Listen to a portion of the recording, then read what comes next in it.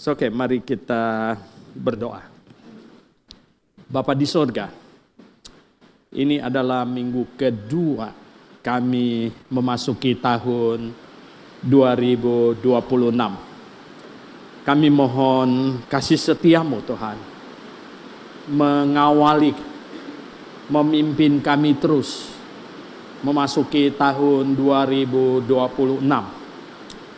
Tuhan, kami tahu ada ramalan cuaca, kemungkinan gempa, dan berbagai hal yang menakutkan sebenarnya. Tetapi ketika kami tahu satu hal, bahwa Tuhan bersama kami, maka kami merasa tentram. Tuhan, tolong kami. Kami ingin tahun 2026 yang kami masuki akan menjadi tahun di mana kami di dalam lindungan Tuhan, pimpinan Tuhan.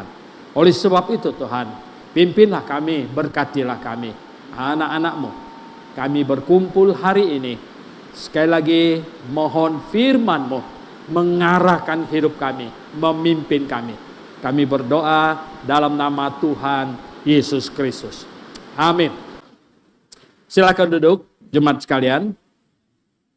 Wow, hujannya besar sekali di luar ya, luar biasa. Dikatakan ini mulai Januari ini baru hujannya akan lebat-lebat ini. Dan kita juga ditakut-takutin oleh BMKG ya. Katanya ada kemungkinan megatrust, hentakan besar yang akan menggoncang Indonesia. Jawa bagian selatan, dia punya gelombang bisa 30 sampai 100 meter. Anda bisa bayangkan itu ya. Itu akan dahsyat sekali. Tetapi satu hal yang terpenting adalah apa?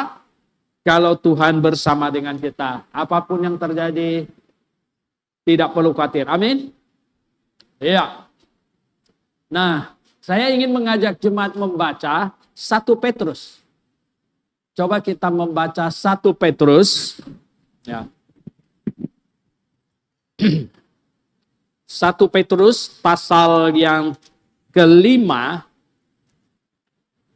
Kita akan membaca dari ayat 6 sampai ayat yang ke-11. 6 sampai 11. Anda perhatikan, saya membacanya. 1 Petrus pasal 5 dari ayat 6 sampai 11. Bunyinya demikian. Karena itu, rendahkanlah dirimu di bawah tangan Tuhan yang kuat, supaya kamu ditinggikannya pada waktunya. Serahkanlah segala kekhawatiranmu kepadanya, sebab ia yang memelihara kamu. Sadarlah dan berjaga-jagalah, lawanmu si iblis berjalan keliling sama seperti singa yang mengaum-aum dan mencari orang yang dapat ditelannya. Lawanlah dia dengan iman yang teguh, sebab kamu tahu bahwa semua saudaramu di seluruh dunia menanggung penderitaan yang sama. Dan Allah, sumber segala kasih karunia, yang telah memanggil kamu dalam Kristus kepada kemuliaannya yang kekal, akan melengkapi, meneguhkan, menguatkan, dan mengokohkan kamu sesudah kamu menderita seketika lamanya. Ialah yang empunya kuasa sampai selama-lamanya. Kita baru minggu kedua memasuki tahun 2026. Oleh sebab itu, pada kesempatan ini, saya ingin mengajak jemaat untuk merenungkan yang lalu. Ya. Dan kita harus cukup bijak menyikapi semua yang kita telah alami yang lalu. Dan kemudian kita akan memandang ke depan. Memasuki tahun 2026. Ini minggu keduanya. Dan kita mau memohon berkat Tuhan untuk tahun yang akan datang. Amin jemaat sekalian. Nah, Apa yang ditulis oleh Rasul Petrus, kiranya ini bisa menjadi guidance, menjadi penuntun bagi kita. Katanya apa? Kalau kita mau hidup bagaimana diberkati Tuhan, maka kita harus, katanya, rendahkan dirimu, rendahkan hatimu, rendahkan di hadapan Tuhan. Tuhan benci orang sombong, tapi Tuhan sayang kepada orang yang rendah hati, yang merendahkan diri di hadapannya. Ya, sesungguhnya hanyalah orang yang bodoh, yang sombong di hadapan Tuhan. Apalah yang bisa kita sombongkan di hadapan Tuhan? Apa yang bisa kita sombongkan? Karena semua-muanya yang di muka bumi ini, semuanya akan sirna. Semuanya. Oleh sebab itu tidak ada. Dan ya, di ayat yang ke-7 dikatakan, serahkan semua khawatirmu kepadanya. Jadi kita harus menyerahkan semua khawatir kita. Adakah kekhawatiran hidup kita? Oh, ada. Ya. Lebih-lebih kalau kita tidak tahu apa yang akan terjadi. Bisa saja. Nah, saudara yang saya kasih dalam Tuhan Yesus Kristus. Di dalam kita melewati tahun 2025 yang sudah kita lewati ini, sudah banyak hal yang terjadi dan kita alami. Betul. Ada yang indah dan ada yang sangat menyenangkan. Dan ada yang sulit. Ada yang susah. Ada yang sangat menyedihkan. Ada yang sungguh-sungguh patut kita sesalkan mungkin.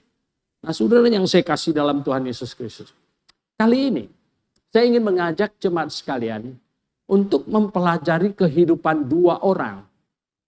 Kehidupan dua orang yang disayang Tuhan. Yang disayang Tuhan. Untuk mendapatkan pelajaran. Kalau terjadi sesuatu yang tidak kita inginkan. Katakanlah kejatuhan. Katakanlah sesuatu yang sangat amat salah kita lakukan di tahun 2025 yang lalu. Apa yang harus kita lakukan? Apa yang harus kita sikapi? Ya, saudara yang saya kasih dalam Tuhan Yesus Kristus. Saya katakan orang pertama yang saya ingin ajak saudara pelajari hidupnya itu adalah Daud. Daud orang hebat. Sampai hari ini semua orang Yahudi mengenangnya. Dia orang hebat. Tetapi apakah Daud tidak pernah melakukan kesalahan? Oh ya, kesalahannya besar, saudara. Bukan kesalahan yang kecil-kecilan. Kesalahan yang besar, enggak tanggung-tanggung. Kalau orang cuma berzina, itu mungkin kecil dibandingkan dengan yang punya Daud. Daud bukan cuma berzina, ambil istri orang, dia bunuh suaminya, saudara. Ini hebat sekali, saudara. Ini besar sekali, ini kesalahan besar sekali. Ya. Kesalahan kedua Daud yang sangat hebat sekali itu apa tahu nggak? Dia sombong di hadapan Tuhan, dia mulai menghitung bangsa Yahudi, menghitung jumlah tentara segala macam untuk satu kesombongan. Padahal Yoab sudah ingatkan, itu bahaya itu kalau Tuhan marah. Dan Tuhan betul-betul marah. Dan Tuhan suruh dia pilih 3 hukuman. Ya, bagaimana? 3 tahun kelaparan, 3 bulan lari dari musuh, atau penyakit sampar. Daud dengar itu, 3-tiganya nggak bagus. 3-tiganya nggak bagus. Ya. Akhirnya dia bilang apa? Kepada Nabi Nathan. Lebih baik jatuh ke tangan Tuhan daripada jatuh ke tangan musuh. Terserah Tuhan yang pilihkan. Hukumannya apa? Anda tahu Tuhan hukumnya gimana? Penyakit sampar. Hantam seluruh Israel. Sudah mati 70.000 orang. Wow. 70.000 orang. Daud ketakutan, ini bagaimana ini? Dan akhirnya katanya, malaikat Tuhan sampai di pengirikan Arauna berhenti di situ. Dan Nabi Nathan bilang apa? Cepat kamu pergi ke pengirikan itu, minta ampun kepada Tuhan dan mendirikan mezbah di situ biar tulahnya berhenti. Dan Daud langsung pergi ke sana, bilang kepada yang punya tanah itu, ya Arauna di situ, dia bilang, saya mau tempat ini. Itu raja yang datang, kamu boleh ambil, enggak, saya mau bayar, dia bilang. Kenapa? Karena mau dirikan mezbah untuk Tuhan supaya tulah berhenti. Oh, saudara yang saya kasih dalam Tuhan Yesus Kristus. Ya. Kalau kita pelajari Alkitab, Tuhan banyak menghukum anak-anaknya. Itu karena kasihnya. Karena kasihnya. Saya sedang menulis artikel Pedang Roh tentang kasih Tuhan. Artikel pertama sudah di-proofread oleh Pak Ori, yaitu kasih Tuhan di Perjanjian Lama. Tahukah Anda bahwa Tuhan melenyapkan orang pada zaman Nuh itu adalah kasih Tuhan yang amat besar? Kenapa? Oh, kalau tidak dilenyapkan, ya bahkan sampai Nuh pun kacau, maka janji keselamatan kepada Adam dan seterusnya itu tidak kesampaian. Orang-orang brengsek zaman Nuh harus dilenyapkan karena kasih Tuhan kepada umat manusia secara keseluruhan. Bom nuklir Tuhan terhadap Sodom dan Gomora itu kasih Tuhan. Kasih Tuhan yang amat besar. Mengapa? Karena Anda tahu berapa bejatnya orang Sodom dan Gomora. 2 orang malaikat yang datang ke sana aja mau mereka sikat. Jadi Anda bisa bayangkan betapa banyaknya orang menghindari kota itu. Daripada singgah di situ nanti bisa kacau. Maka Tuhan perlu hantam dan lenyapkan. Demi peringatan kepada semua manusia yang lain. Bahwa jikalau engkau tidak bersikap yang baik di muka bumi ini. Mempengaruhi yang lain menjadi jahat. Kamu harus dihabiskan. Demi kasih Tuhan yang amat besar itu. Nah saudara yang saya kasih dalam Tuhan. Daud perlu belajar bahwa dia tidak boleh sombong. Oleh sebab itu Tuhan menghukum. Tuhan menghukum amat sangat saudara yang saya kasih dalam Tuhan. Dan saudara yang saya kasih dalam Tuhan, ketika orang percaya bersalah, berdosa di hadapan Tuhan, Alkitab mencatat katanya, dosa menghalangi doa. Dosa menghalangi doa kita di hadapan Tuhan. Wow! Kalau dosa menghalangi doa, dia pasti menghalangi berkat. Betul nggak? Dia pasti menghalangi berkat. Oleh sebab itu, saudara yang saya kasih dalam Tuhan Yesus Kristus. Kita sudah melewati tahun 2025. Saya tidak tahu. Bahkan kami ngobrol-ngobrol di antara gembala. Mengapa ada begitu banyak alumni gagal di dalam membangun jemaat? Kami sampai punya pikiran begini. Apakah mereka ada berusaha untuk hidup kudus? Adakah mereka ada sungguh-sungguh mencari perkenanan Tuhan? Lah bagaimana Tuhan memberkati jikalau hal itu tidak dinomorsatukan? Bagaimana Tuhan bisa menuntun hidup, memberkati pelayanan kalau itu bukan suatu ketetapan hati yang amat sangat. Untuk hidup baik, hidup benar, kudus di hadapan Tuhan. Nah saudara yang saya kasih dalam Tuhan Yesus Kristus. Baru 2 minggu kita memasuki tahun 2026. Belum terlambat bagi kita semuanya untuk merenung. Tahun-tahun yang kita sudah lalui ini, seberapakah kita benar di hadapan Tuhan? Adakah dosa-dosa kita yang telah menghalangi doa kita kepada Tuhan? Adakah dosa-dosa kita yang bukan hanya menghalangi doa, tapi menghalangi berkat Tuhan terhadap kita? Padahal, saudara yang saya kasih dalam Tuhan Yesus, betapa kasihnya Tuhan kepada anak-anaknya, yang dia telah beli dengan darahnya. Betapa hebatnya. Dan betapa maunya Tuhan itu memberkati anak-anaknya. Oh saudara yang saya kasih dalam Tuhan Yesus. Betapa hebatnya bukan kalau semua jemaat yang dikasih Tuhan menjadi konglomerat. Betul nggak? Ya. Maka biaya untuk pelayanan, penginjilan, pengiriman, misi, membangun gereja, STT segala macam. Tidak perlu dikhawatirkan. Tetapi mengapa kadang-kadang di mana, kenapa Tuhan seperti meninggalkan anak-anaknya? Sebenarnya lebih tepat kita berkata anak-anaknya meninggalkan dia.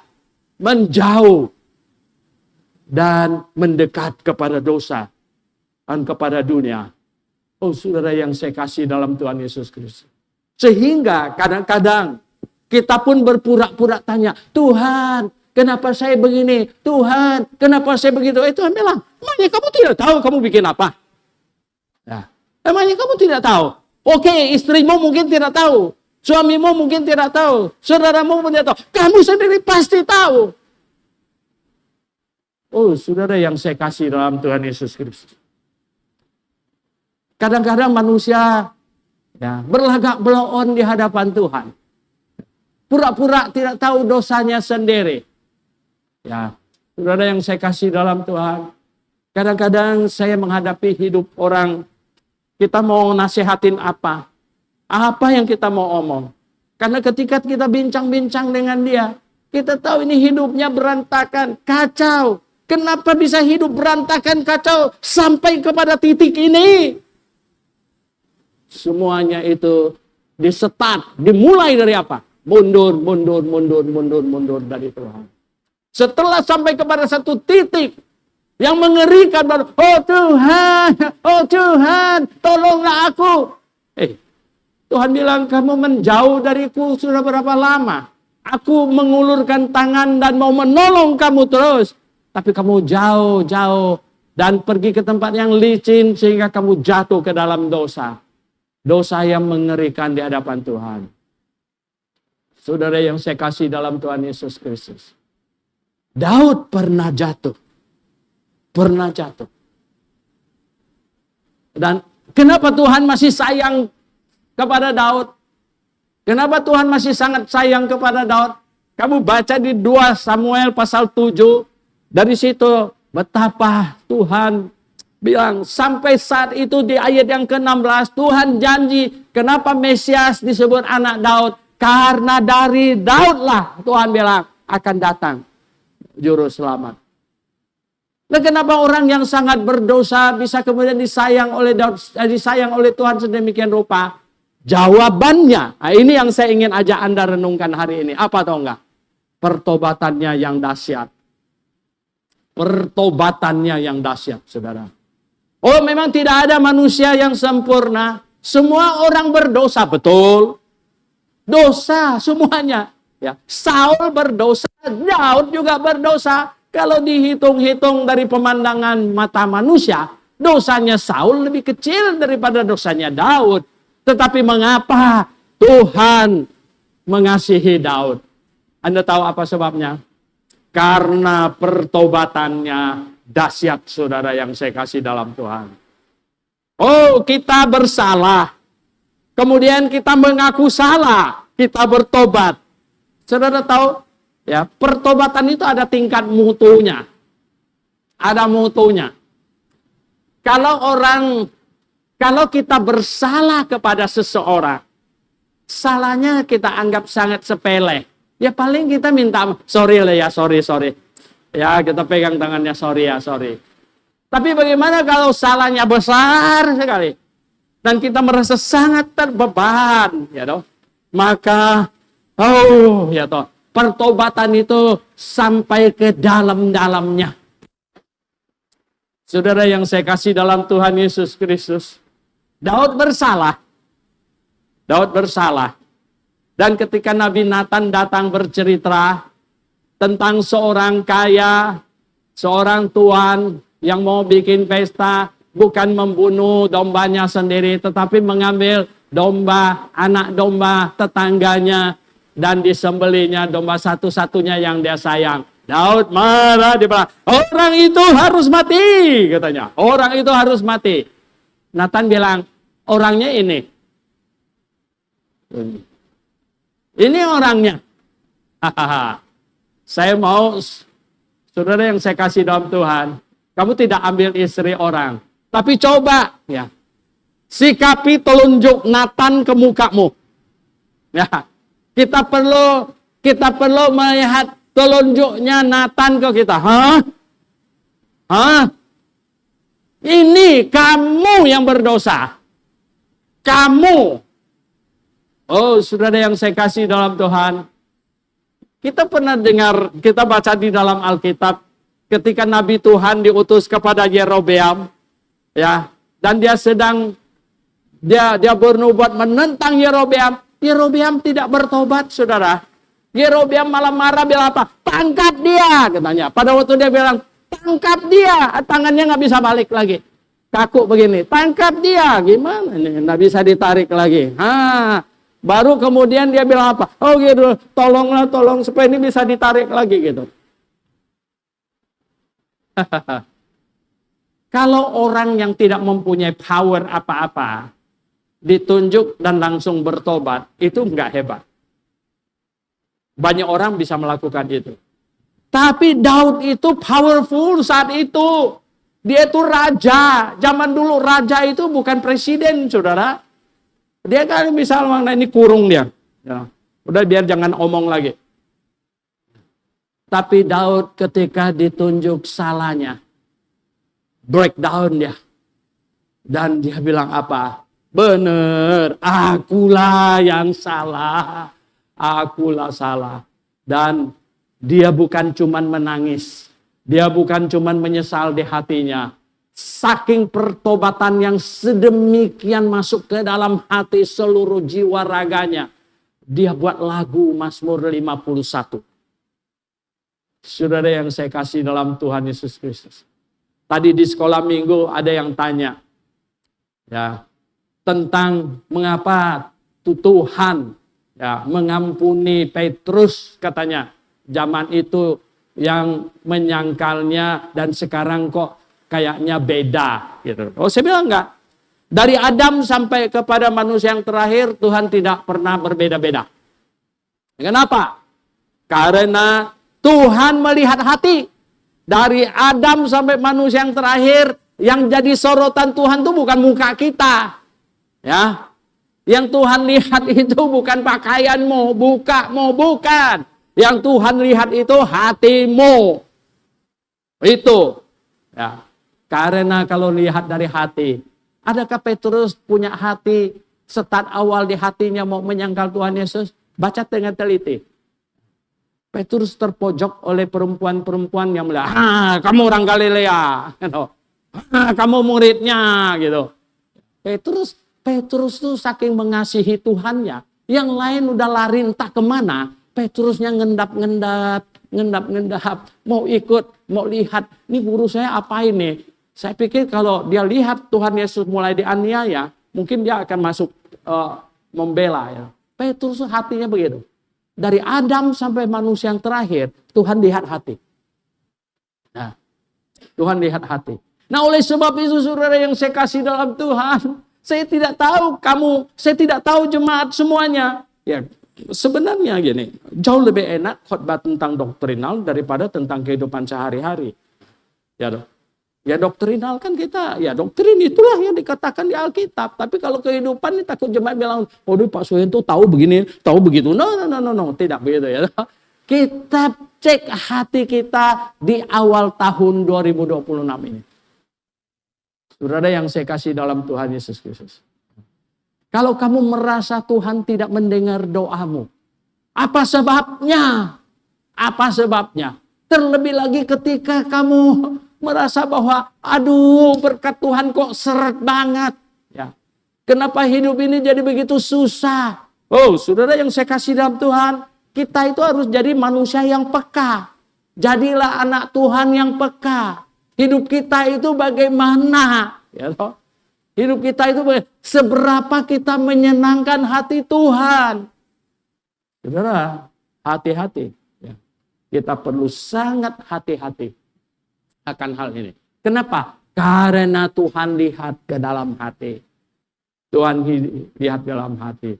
Oh saudara yang saya kasih dalam Tuhan. Saya katakan bahwa Daud bersalah besar. Saya pikir kita ada di ruangan ini semuanya nggak ada yang dosanya lebih besar dari Daud. Nggak ada. Tapi saudara yang saya kasih dalam Tuhan. Mengapa Tuhan tetap menjadikan Daud bapa leluhur dari Sang Juru Selamat Mesias. Dia salah. Manusia memang bisa salah. Tetapi dia bertobat. Dan pertobatannya bukan artificial. Pertobatannya itu betul-betul sampai ke dalam. Ya, sampai ke dalam. Pertobatan itu betul-betul sampai ke dalam hati. Tuhan yang lihat hati. Tahu bahwa dia sungguh-sungguh menyesali ya, apa yang diperbuatnya. Nah, ini yang sebenarnya perlu. Saudara yang saya kasih dalam Tuhan. Mungkin Anda berdosa, saya tidak tahu. Mungkin Anda salah besar, saya tidak tahu. Tapi saudara yang saya kasih dalam Tuhan Yesus Kristus, Anda perlu bertobat. Anda perlu mengaku di hadapan Tuhan. Dan Anda perlu merasakan bahwa Tuhan, ya, pertobatan saya sudah mengobatin kemarahanmu belum? Ya. Pertobatan saya sudah meredakan murkamu belum, Tuhan? Apakah pertobatan saya hanya artificial, hias-hiasan saja? Oh, Tuhan juga tahu itu. Saudara yang saya kasih dalam Tuhan Yesus, tidak bisa. Jangan memasuki tahun 2026 untuk bohong-bohongan sama Tuhan. Untuk bohong-bohongan sama Tuhan. Jangan, saudara. Jangan. Kenapa? Karena yang rugi itu kita. Ya, yang rugi itu kita. Ya. Pihak Tuhan tidak rugi. Yang rugi itu kita.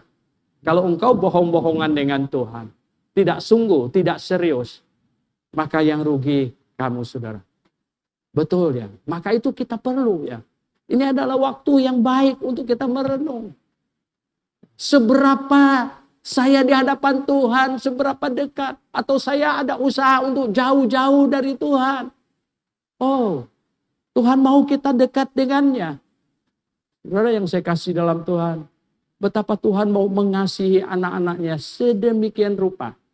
Tapi betapa anak-anaknya sering menghindar, menjauh, dan lain sebagainya. Nah, kita perlu bertobat. Kita perlu menyesali hal itu.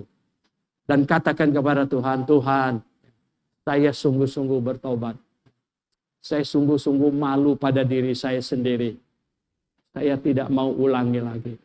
Saudara yang saya kasih dalam Tuhan, berapa orang segan untuk melakukan hal yang sama, itu sangat tergantung kepada seberapa dia merasa bersalah dan bertobatnya atas hal yang sama itu. Kalau tidak, dia akan dengan santai untuk mengulangnya kembali. Tapi jikalau dia sungguh-sungguh menyadari, saya amat salah Tuhan.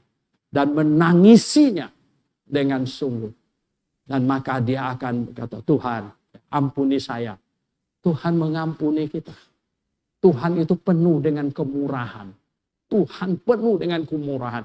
Bahkan kota Sodom yang sudah sedemikian parahnya, Tuhan janji kepada Abraham, kalau ada 10 orang benar ditemukan di sana, ampuni seluruh kota itu. Betapa murah hatinya Tuhan. Betapa baiknya Tuhan. Kita tidak bisa menikmati kebaikan itu jikalau kita tidak kembali kepadanya. Kita tidak mengaku salah. Sungguh-sungguh dengan segenap hati kita. Maka kita di hadapan Tuhan, Tuhan menyayangkan mengapa dia harus begitu. Itu yang pertama. Yang kedua, Anda mau berkat. Saya tambahkan sedikit lagi ini dulu, bahwa ketika kita berbuat salah, ketika kita berbuat dosa, dan ketika kita minta ampun kepada Tuhan, dari pihak Tuhan diampuni. Tetapi seringkali tidak bisa menghindar dari efek sampingnya. Efek samping. Anda tahu efek samping dari kesalahan dosa Daud itu apa? Keluarganya hancur berantakan. Akhirnya Absalom memperkosa adiknya. Kacau balau. Semuanya Tuhan. Efek sampingnya. Karena yang diperbuat oleh Daud diketahui semuanya, termasuk keluarganya. Dan membawa efek. Membawa efek, saudara. Oh, seringkali begitu. Dosanya menghitung bangsa Yahudi. Tuhan hukum. 70.000 orang Yahudi mati. Oh Tuhan, kenapa pula Daud yang salah, orang Yahudi yang mati 70.000? Anda tahu kenapa? Tuhan mau seluruh orang Yahudi mengerti bahwa jikalau raja mereka salah, efeknya itu ke mereka semuanya. Tidak bisa dihindari punya. Ada efek sampingnya. Nah saudara yang saya kasih dalam Tuhan. Oleh sebab itu, supaya kita bisa mendapatkan berkat di tahun 2026. Kita hidup di dalam pimpinan Tuhan di tahun 2026. Kita harus menghindari dosa. Karena apa? Sekalipun nanti kita akuinya, kita bertobat, tetap efek sampingnya itu akan cukup merugikan. Cukup menakutkan bahkan. Saudara yang saya kasih dalam Tuhan. Tetapi kita mau Tuhan memberkati kita. Kita mau Tuhan memberkati kita. Amin. Coba sekalian. Mau diberkati Tuhan tahun 2026? Ya. Saya dapatkan di dalam Alkitab. Ada satu orang yang paling menginginkan berkat Tuhan. Dia paling ingin berkat Tuhan. Siapa namanya tahu gak? Yakub. Yakub sangat ingin berkat Tuhan. Sangat ingin. Saya yakin dari kecil dia mendengar ibunya cerita. Waktu kamu lahir sama Esau, kamu hampir yang pertama. Kamu hampir yang pertama. Kelihatannya waktu kamu masih bayi pun kamu tidak mau nyerah. Kenapa? Kamu tangkap tumit abang kamu. Itu. Wah. Yakub mulai pikir-pikir. Andaikan saya lebih gesit sedikit di dalam perut itu tendang-tendang. Saya akan keluar yang pertama. Dan akan diberkati sebagai yang pertama. Dan cerita ini didengar dia. Sehingga apa tahu enggak? Dia sangat merindukan berkat anak sulung. Anda tahu, itu berkat anak sulung. Ya. Anak sulung bangsa Yahudi itu milik Tuhan. Milik Tuhan, jangan main-main. Kenapa? Karena pada waktu mereka keluar dari Mesir, semua anak sulung di Mesir mati. Anak sulung Yahudi hidup. Nah, Tuhan bilang, anak sulung punya Tuhan. Jadi cerita ini pasti ya luar biasa ya sebenarnya. Jadi Yakub tahu bahwa dari kakeknya Abraham, Ishak diberkati semuanya. Anak sulung berkatnya khusus. Begitu. Jadi dia sangat rindu. Sangat rindu. Nah saudara yang saya kasih dalam Tuhan. Dia bikin kesalahan nggak? Oh ya, bikin kesalahan. Dia tidak sabar menunggu pengaturan Tuhan. Ya, kadang-kadang kalau kita menginginkan sesuatu, jangan buru-buru, ya. Seringkali itu penginjil datang sama saya, Pak beli tanah di sini, kita bangun begini. Saya sering bilang, jangan buru-buru. Saya bilang jangan buru-buru. Kita berdoa terus. Lihat tangan Tuhan yang berkuasa, tangan Tuhan yang lakukan. Kelihatannya kadang-kadang manusia ingin membantu Tuhan. Nah itu yang dilakukan oleh mamanya, ya, Ribka. Ribka tahu bahwa Ishak sudah tua. Ini anaknya mau diberkati sebelum dia mati. Mau diberkati. Ribka tahu. Dan Ishak sudah buram, matanya nggak lihat lagi. Ya, dia nggak lihat lagi. Ya. Nah akhirnya Ribka bilang apa? Ya udah dibilang sama Yakub. Ini bapak kamu itu sudah suruh Esau pergi berburu. Nanti dia masak, ya enak, bapak kamu makan enak, nanti berkatin dia. Suruh. Wah, Yakub bilang, ya udah, memang kan sebenarnya Yakub itu kesel waktu mendengar itu. Ngerti kan mana? Karena beberapa waktu yang lalu kan hak kesulungannya sudah dia bayar. Dengan apa? Semangkuk kacang merah. Ya, sudah diobral sama Esau. Dia jual diskon gede gitu. Jadi dibeli sama si Yakub. Tapi sekarang ini gimana ini? Kan tidak ada saksi bapaknya yang ya toh melihat. Jadi sekarang ini gimana ini? Nah, makanya saya bilang, sebenarnya apakah Tuhan tidak bisa turun tangan, campur tangan? Oh bisa, pasti bisa. Asal kita mau tunggu saja. Tunggu saja Tuhan punya tindakan. Tapi Ribka ingin membantu Tuhan. Sehingga memakai cara tipu muslihat. Ya kita sudah tahu ceritanya. Tapi setelah selesai diberkati, ya, Yakub mulai ketakutan. Nah, Esau ini nggak fair. Barang yang sudah dia jual, ketika diambil marah. Waduh, gimana ini ya? Dan ketika Yakub sudah diberkati oleh bapaknya, si Esau mungkin pelototin terus gitu kan. Waduh, ya. Nah, makanya ya si Ribka nasehatin Yakub, kamu pergi ke QQ kamu di sana. Nah, kan Laban tuh kan QQ-nya gitu ya. Pergi ke sana katanya itu. Di situ banyak cewek bagus-bagus gitu ya. Kamu mau istri ke sana segala macam. Nah, saudara yang saya kasih dalam Tuhan Yesus. Lihat ya, betapa orang yang merindukan berkat Tuhan. Saya tidak tahu seberapa Anda merindukan berkat Tuhan. Berkat Tuhan yang dirindukan oleh Yakub itu sebenarnya bukan berkat materi jasmani loh. Tahu nggak dia merindukan berkat apa? Berkat rohani loh. Dia merindukan berkat rohani. Dia sangat rindu berkat rohani. Matius 6 ayat 33 hampir semua kita menghafalnya, betul nggak? Carilah dahulu kerajaan Allah dan kebenarannya, maka kaliannya itu akan ditambahkan kepadamu. Ayat ini belum ada zaman Yakub. Dia tidak tahu, tetapi prinsipnya ada. Prinsipnya yaitu apa? Dapatkan perkenanan Tuhan.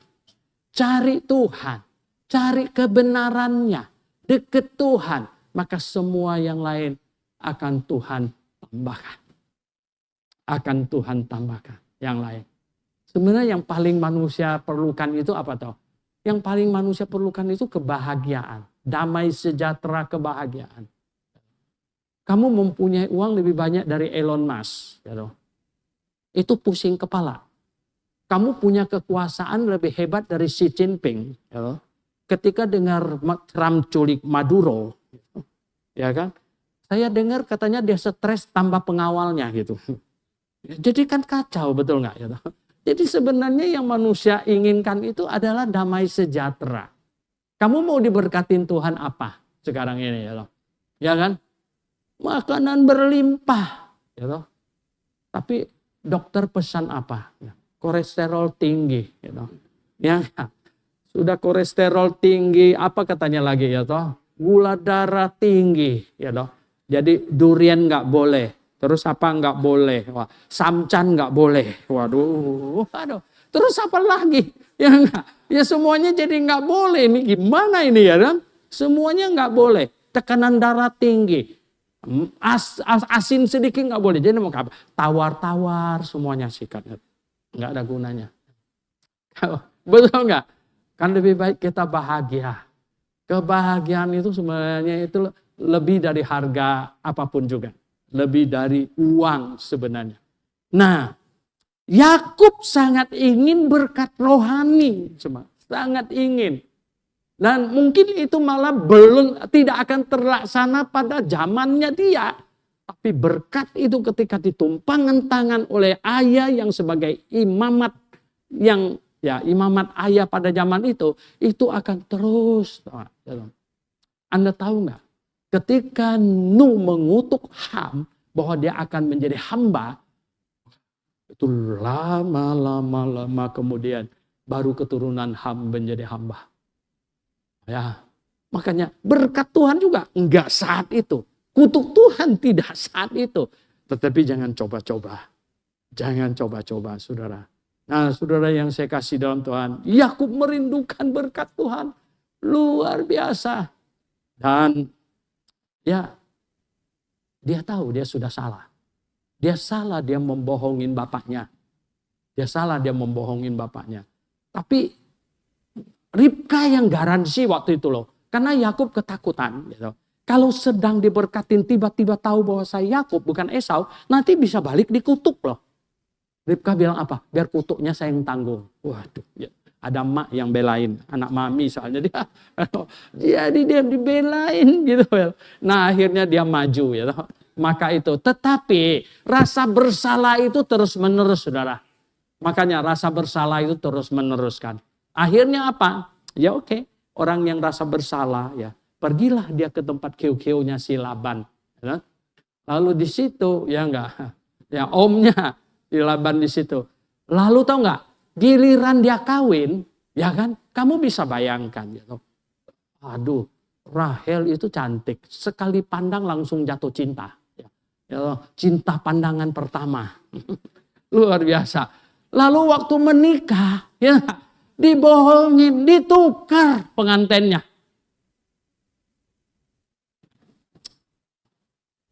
Saya mengajak Anda balik lagi 2500-an tahun sebelum Masehi. Ketika Yakub ya toh, selesai menikah bangun besok paginya.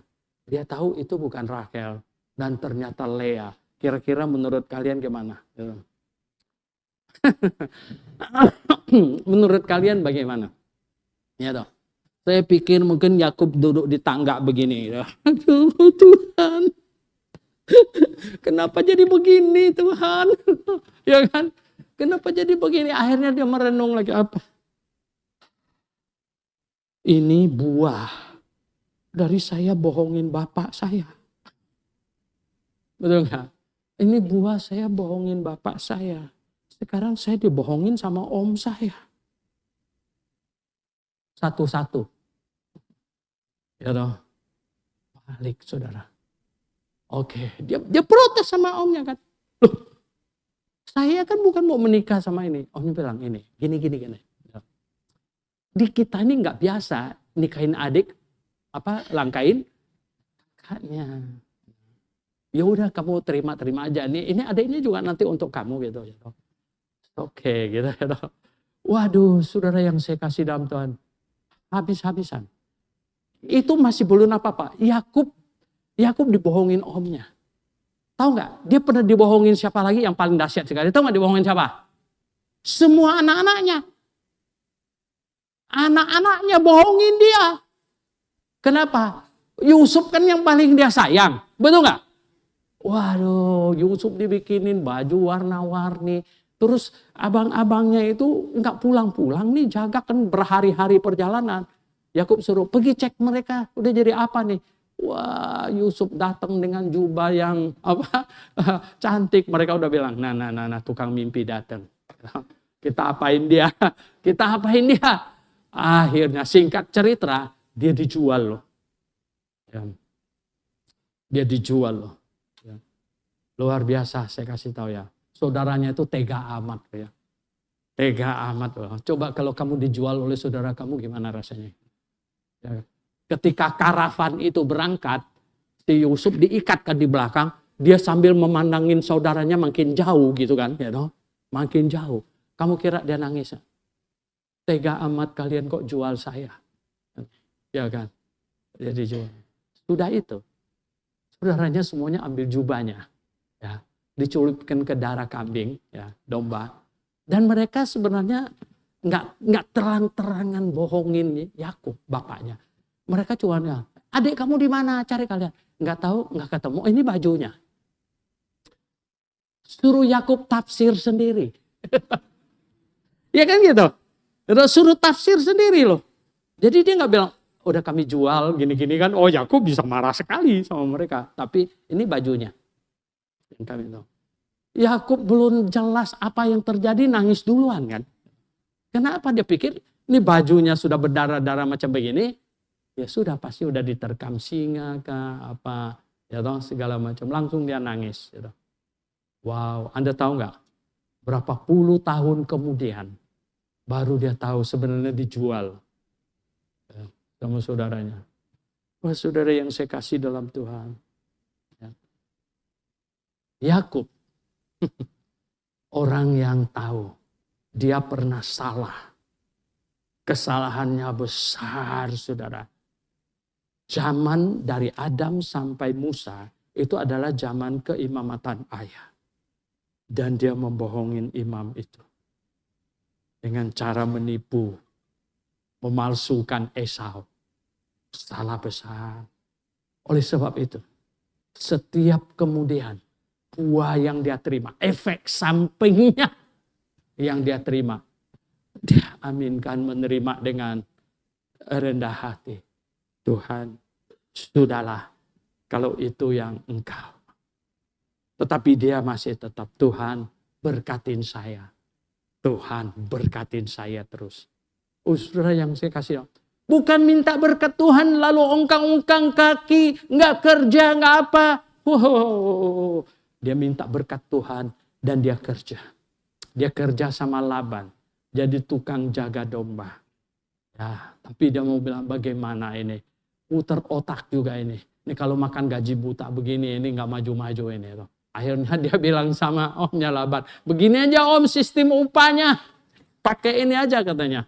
Ya udah, kalau dombanya, kambingnya yang lahir itu belang-belang punya saya. Kan supaya enggak, ini yang putih punya kamu gitu. Oh ya, omnya itu pikir ini, domba rata-rata lahir putih. Jarang yang belang-belang. Ya oke. Kalau itu yang kamu mau, ya kan? Oke, ya udah. Jadi Yakub akhirnya apa? Segala macam cara dia lakukan katanya. Ya. Sampai pada waktu dombanya makan, dia kasih yang belang-belang di situ. Gitu. Supaya lahir anaknya belang. Gitu kan? Dengan segala macam cara dia lakukan. Dia kerja loh ya. Dia kerja dahsyat sekali. Saudara ya.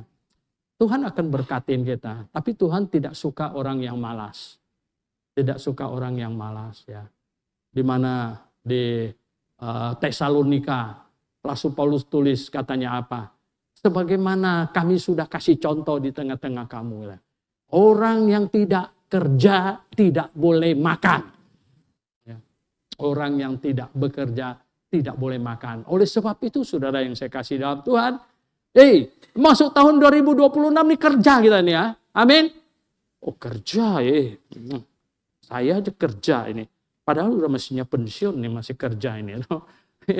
Ini mau pergi seminar ke Surabaya lagi ya. Pilih-pilih ini antara naik pesawat atau naik mobil ini ya. Ke Surabaya ini ya. Kalau naik mobil bisa ngirit sekitar 5 jutaan gitu. Ya, ini kerja saudara. Saudara yang saya kasih dalam Tuhan Yesus Kristus. Tuhan mau memberkati orang, tetapi orang itu harus ada usaha. Tuhan akan berkati, usahanya diberkati. Ya. Usahanya itu diberkati oleh Tuhan. Sambil kita bekerja, sambil kita berusaha, sambil kita berteriak-teriak. Minta Tuhan berkati. Itu sebenarnya. Dan saudara yang saya kasih dalam Tuhan Yesus. Akhirnya Tuhan berkati Yakub enggak? Oh berkati. Dombanya lahir banyak yang belang-belang.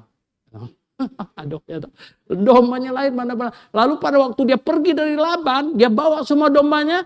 Laban datang ngecek, ada nggak dia ngerampok kan? Ya, bawa yang bukan haknya dia lihat. Enggak tuh, semua belang-belang yang dia bawa. Ya kan? Nah sudah, nggak bisa apa-apa gitu ya. Nah saudara yang saya kasih dalam Tuhan Yesus. Yakub tahu satu hal. Kalau berbuat salah, terimalah ya. Kesalahan itu ya, dan akuilah di hadapan Tuhan, minta ampun kepada Tuhan setulus-tulusnya sampai ke dalam hati dan tetap berdoa, Tuhan berkati saya, jadikan saya alatmu. Maka Tuhan masih tetap menjadikan Yakub alur nih ya, Mesias tetap lewat dia. Oh bukan cuma itu saudara yang saya kasih dalam Tuhan. Waktu dia pulang ke Kanaan ya, ini singkat ceritanya, sampai pada waktu besoknya mau ketemu Esau, Yakub itu masih kira-kira nih Esau masih dendam nggak ini? Ya, masih dendam nggak? Dia pikir mungkin Esau dendam, ya, sehingga dia ngatur berbagai strategi. Ya, dan sebenarnya dia itu masih lumayan ini mengantisipasi, lumayan sombong nih. Kalau Esau mau main kasar, ayolah, gitu. Kira-kira begitu ya. Kalau mau pakai cara kasar, ayolah, saya juga udah siap nih gitu ya. Nah, maka malam itu tahu nggak apa? Tuhan datang kan. Gitu. Malaikat Tuhan datang. Berbulat dengan dia katanya semalaman. Gitu. Orang 10 ronde aja KO gitu. Ini semalaman berapa ronde kamu bisa bayangkan gitu. Kenapa tahu enggak? Karena Yakub itu sudah gym di sana waktu di Mesopotamia itu dia sudah gymnya dengan segala macam, dia sudah gymnya. Makanya kenapa? Karena dia pikir apa? Satu hari saya pulang. Ya. Satu hari saya pulang. Kalau Esau masih macam-macam, masih menyimpan dendam, ya, toh, satu ronde habis dia. Gitu. Kira begitu mungkin ya. Ini orang masih sombong. Tuhan masih lihat. Orang sombong nggak bisa jadi alatnya. Ini masih kacau ini ya. Harus ditundukkan. Oleh sebab itu pada malamnya Tuhan datang sama dia. Tuhan datang. Tuhan gulat sama dia semalaman. Tahu nggak apa? Katanya terakhirnya Tuhan bikin apa? Ini urat pahanya keplecok gitu. Jadi apa? Waduh, keseleo pahanya. Dan dia tahu. Seingat Yakub mungkin itu. Di muka bumi ini nggak ada yang kuat-kuat macam begini. Kenapa ada satu ini yang begitu kuat? Makanya dia bilang, ini enggak, ini extraordinary ini pasti di luar biasa ini. Dia tahu ya. Dia bilang apa? Dia nggak mau kasih lepas. Siapa kamu? Katanya. Dan orang yang bergulat dengan dia berkata, nama kamu bukan Yakub lagi. Yakub itu artinya penipu. Bayangkan ya loh. Dari kecil udah dikasih nama kamu sekarang diganti Israel. El itu Allah. Israel itu artinya bergulat melawan Allah. Kagetlah Yakub, betul nggak? Ternyata saya lawan siapa ini? Pantasan kuatnya begitu ya kan? Langsung ide minta berkatnya nggak pernah luntur dari kepalanya.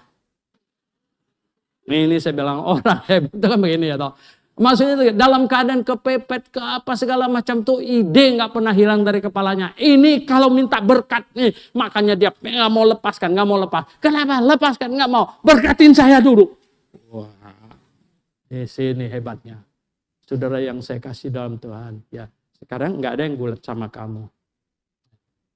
Kamu gulat aja sama diri sendiri. Ya kan? Dengan segala kehidupanmu. Ya, dengan segala kesombonganmu dan yang lain-lain. Itu. Dan kamu bisa berkata, Tuhan, berkatin saya. Berkatin saya. Berkatin saya. Ya, itu. Nah, saudara yang saya kasih dalam Tuhan. Ya, ini ada penginjil GBA kita di tempat lain. Dan mereka bilang apa? Aduh Pak, ya mau bangun gereja, mau apa. Saya bilang gini, coba kalian, saya bilang, ajar kepada jemaat kamu. Ya loh. Tuhan, saya mau ada GBIA di sini. Tuhan berkatin saya. Biar melalui saya lah gereja ini berdiri dan bangun. Dan hebat. Siapa? Ajar jemaat berdoa begitu. Betul nggak? Ya loh. Tanya ini, yang jemaat kita yang tua-tua ini, yang lama-lama ini ya toh. Ini tua-tua Grafe gitu ya. Wah ini ya orang-orang pertama. Dulu Grafe baru berdiri ya toh. Pak Timotius, Pak Hasan segala macam. Tanya saya, Musi katanya, ada duit nggak dari Amerika? Nggak ada. Duit dari Amerika. Jadi kita sendiri, kita yang maju, kita ya Tuhan akan berkatin kita. Harus begitu ya. Dan Tuhan sayang nggak sama jemaat ini? Sayang. Ya. Bahkan saya berani berkata lebih sayang dari semua jemaat yang ada di Indonesia. Ya kan? Lalu Tuhan mau kirim uang nggak? Mau. Lalu mau lewat siapa? Mau lewat siapa? Wah, kalau Tuhan turunkan uang dari langit sana, jeblok gitu, jatuh di sini, tembus ini plafonnya, jatuh sini. Oke lah yang kita semuanya senang happy. Sebentar lagi gedung ini roboh. Kenapa? Semua orang datang tunggu di sini gitu. Wah, ini kan jadi masalah besar sekali gitu. Itu kan masalah besar. Lalu gimana cara Tuhan kasih kita? Lalu Pak Suhento berdoa sebelum dalam nama Yesus, gitu. Wah, lalu semuanya dapat uang, dapat emas gitu. Emas satu gram berapa sekarang gitu? Mau 3 jutaan ini. Gitu. Wah, ya enggak? Gimana? Bukan begitu. Bukan begitu caranya. Tuhan menanti anak-anaknya. Tuhan menanti anak-anaknya. Ya. Tuhan menanti anak-anaknya berkata, Tuhan, jikalau engkau mau memberkati jemaatmu, lewat saya. Ya. Lewat dia aja Tuhan. Lewat saya. Gitu. Tuhan, lewat saya. Begitu. Saudara yang saya kasih dalam Tuhan. Ini pasti Pak Timotius, Yasinta, Pak Hasan, segala macam ingat. Saya ini melakukan banyak kesalahan. Waktu kita masih di situ. Yang kebaktian di yang sekarang GEC itu, tahu nggak? Saya khotbah begitu semangat. Saya nggak tahu kenapa Tuhan kok. Saya jadi turun begini. Sama orang yang duduk dia persis di posisi Stephen itu. Tadinya tuh dia main piano punya. Dia pianis yang hebat. Saya sebut dia, saya bilang. Kalau Tuhan berkatin kamu sampai penghasilan kamu 50 juta satu bulan. Waktu itu gajinya nggak sampai 5 juta. Tahun berapa gitu kan. 50 juta. Berani nggak kamu kasih 50% untuk Tuhan? Mereka tahu itu siapa. Sebenarnya tahu nggak? Saat itu malaikat di sorga semuanya begini. Coba kita lihat dengan ini.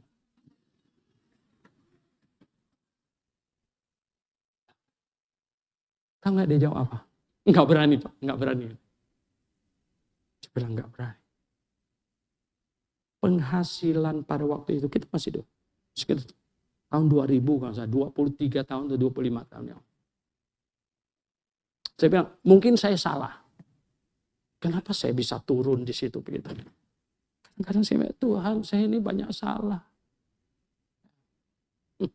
Apa saya tidak pantas begitu? Padahal waktu itu kalau dibilang apa? Berani saya kasih. Di surga malaikatnya bilang gitu. Oh, Tuhan berkati dia, Tuhan berkati dia. Malaikat yang usul. Malaikat yang usul. Saudara yang saya kasih dalam itu. Ya. Kita akan memasuki tahun 2026.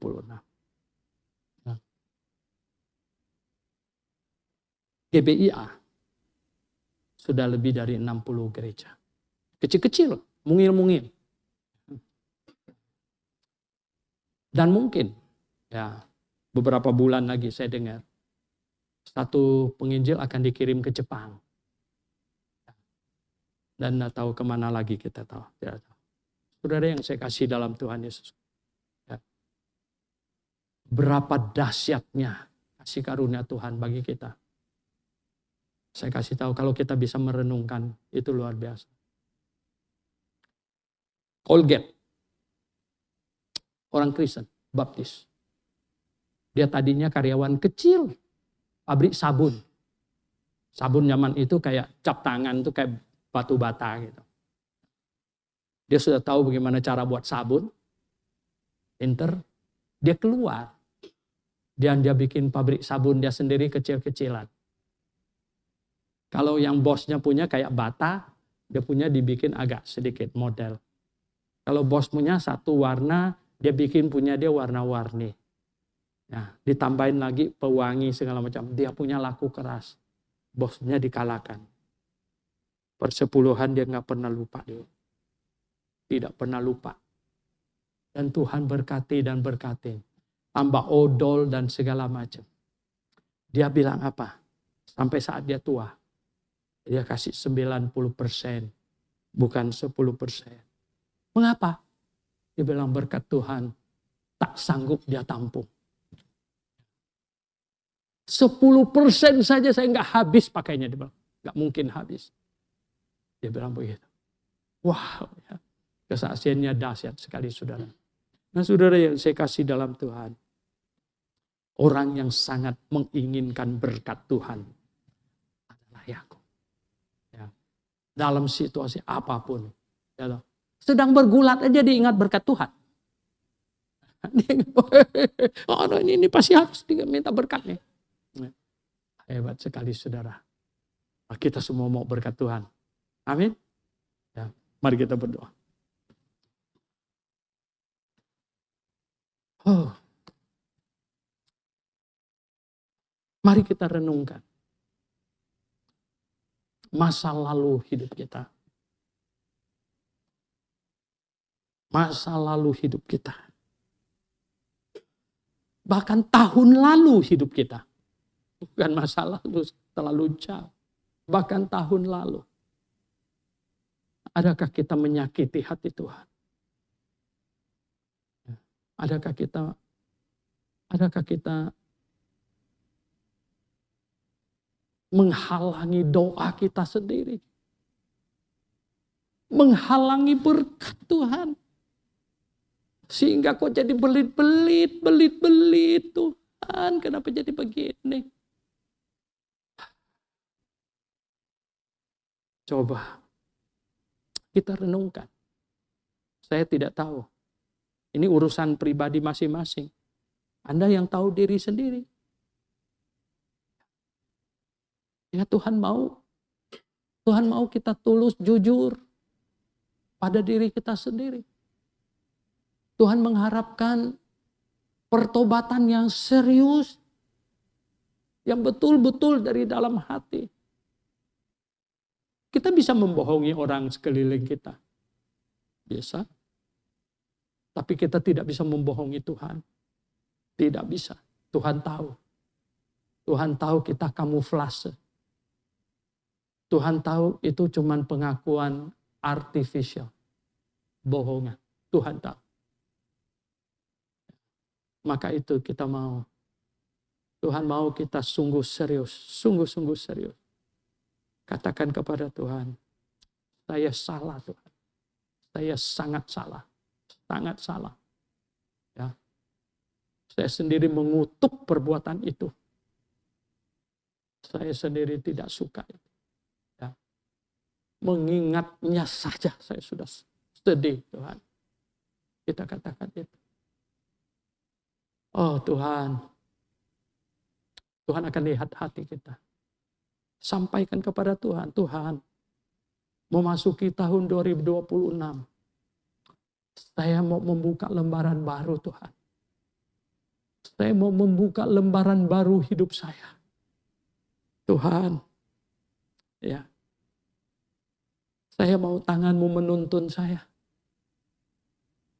Saya menginginkan berkat-Mu Tuhan, penyertaan-Mu. Tuhan tolonglah. Tuhan, pimpinlah saya. Biarlah tahun 2026 Tuhan. Saya pribadi, keluarga, semuanya. Ya. Menjadi lebih baik. Tahun 2026 adalah tahun di mana saya akan menjalinnya dengan penuh sukacita dan menikmati hidup bersama Engkau, berkat-Mu. Tuhan tolong, Tuhan pimpin. Bapa Surgawi,